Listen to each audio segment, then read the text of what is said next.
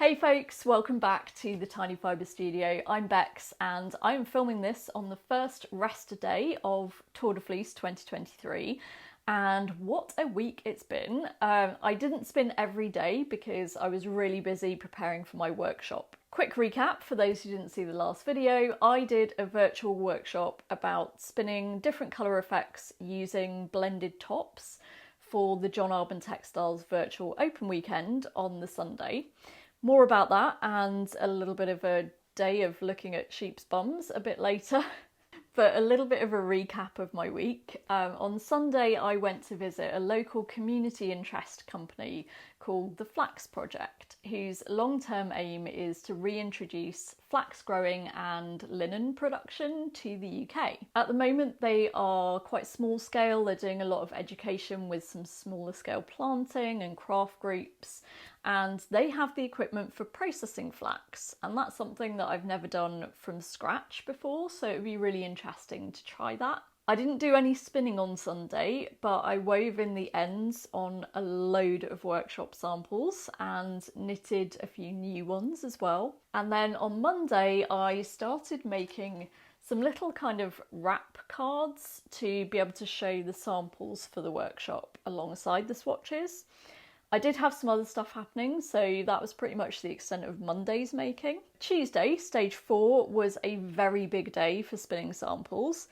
I'd already done most of the workshop swatches, but I did a bit of an inventory check in the morning, and there were still a few gaps to fill, and so I did the spinning for those and also for the sample cards as well. And for some of the samples I'd already knitted. I had some leftovers that were enough to do this, but then for others I had to respin for the sample cards because it was kind of a last minute thought. So that took up most of Tuesday. Wednesday, stage 5, was a big photography day because I needed to get all of the samples photographed in different combinations.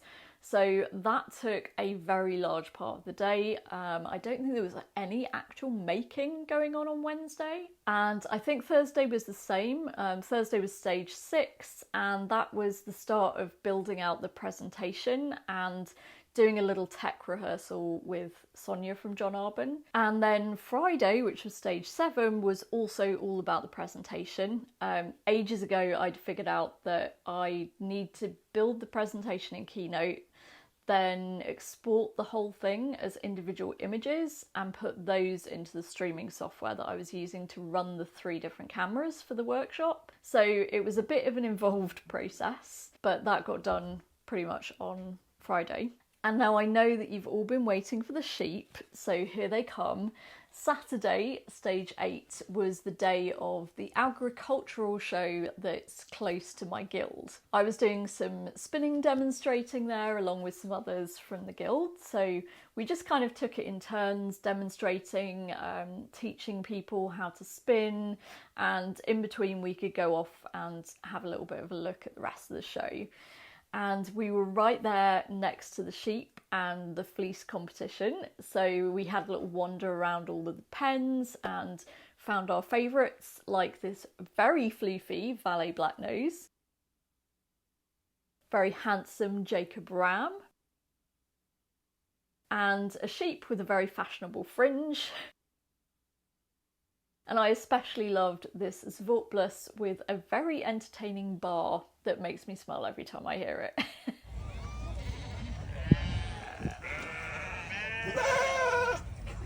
We watched some of the judging, and I will say I have absolutely no clue specifically what they're looking for, but I now know that it involves touching a lot of sheep's rear ends. And I think it was the middle one of the 3 Suffolks on the end here that had the best rear end out of all of them. They won the show. And incidentally, yes, they are dyed yellow. Apparently showing some breeds of sheep, including Suffolks, means doing the equivalent of kind of like bodybuilders using enormous amounts of fake tan before a show. They dye them yellow or orange, apparently because it emphasises the natural coloration of thriving sheep and it helps to show how clean they are. So there you go, didn't know that before. Every day's a learning day, right? So that was a really lovely day, and I did actually do some spinning at the show. I spun a very thick singles out of the John Arbon down the allotment tops in aubergine to use for my chain ply demo in the workshop. It had to be really chunky so that you could see it properly on camera, and I spun the single with S twists so that I could ply it Z, and then that way I didn't have to mess around with changing the bobbin or the direction of the wheel after I'd spun some singles in the class. I also spun a fair quantity of long draw singles from the fold just for demo purposes for people who are at the show. And then Sunday, stage 9. Wow, that was quite the day. Laura was my lovely host for the workshop, which was great because she is extremely skilled in the tops making department. So she was able to provide a bit of context from the mill's perspective. We had, I think, around 240 people on that workshop, which was an absolutely incredible turnout that I'm genuinely really thrilled with. Thank you so much to everybody who joined live, especially those who had to get up ridiculously early in the US, Canada, South America and so on. That is incredible dedication, so thank you for that. Everybody was really lovely and supportive and asked a lot of questions, and I've had a lot of appreciative messages since as well, so just thank you all so much. I'm genuinely pleased that it was helpful for you, and if you didn't catch it live, it will be uploaded to the John Arbon Textiles YouTube channel in due course, so I'll let you know when that goes up. A few people at the end requested a recap of the resources that we talked about, so I've got a page for that on my website.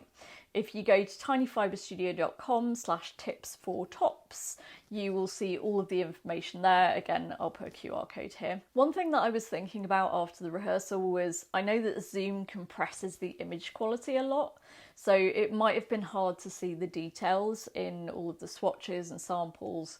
So I do have a reference sheet that is available for my Patreon members with detailed photos of each swatch and exactly how they were spun. And this is the chunky yarn that I was chain plying during the Zoom.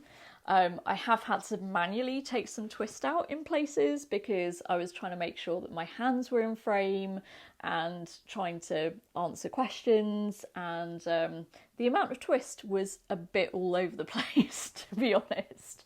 But yeah, so that is the workshop all done, and I'm still really intrigued about exploring how many different possibilities there are in spinning blended tops.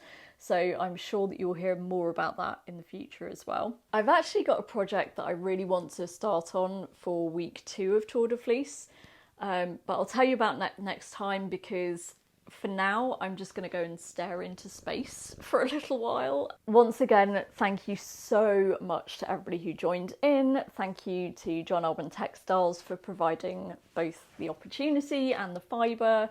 Thank you to my Patreon and Ko-fi donors who help support the work that I do. Thank you all very, very, very much, and have a great week 2 of Tour de Fleece, and I will see you again soon.